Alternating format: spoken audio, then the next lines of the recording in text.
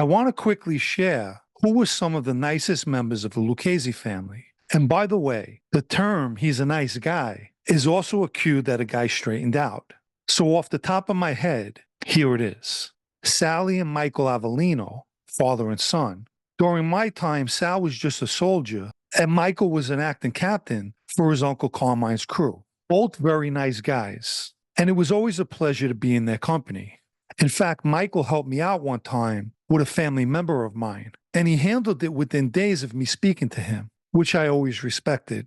Sally was an old-timer, always smiling and very friendly. But then again, with his money, I'd always be smiling too. Pino Corso. Pino was the acting captain for Dom Tressello's crew. Another nice guy, would always come over and say hello and make small talk. But Tino wasn't around a lot because he was always taking trips to Italy. Thomas D'Ambrosio, who I've mentioned in the past. Thomas is a Harlem guy who I was away with in prison, always cracking jokes, laughing, smiling, and singing as well. Vinny Zappola, the uncle of Georgie Neck, who was actually one of the nicest guys I've met. Every holiday, Vinny would call me and would even put his wife on the phone. Danny Katea. I only met Danny once, and it was at his house when he first came home, right before he moved to Florida.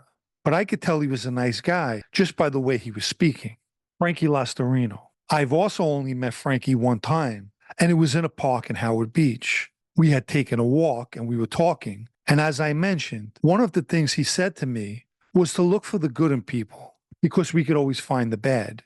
Gary Midori, extremely nice guy, one who was very close to Maddie in the administration. And you could tell just by talking to Gary that he was a decent guy with no bad bones in his body. May he rest in peace. Scotty Gervasi, I've also mentioned several times. Another nice guy, always smiling and laughing and cracking jokes.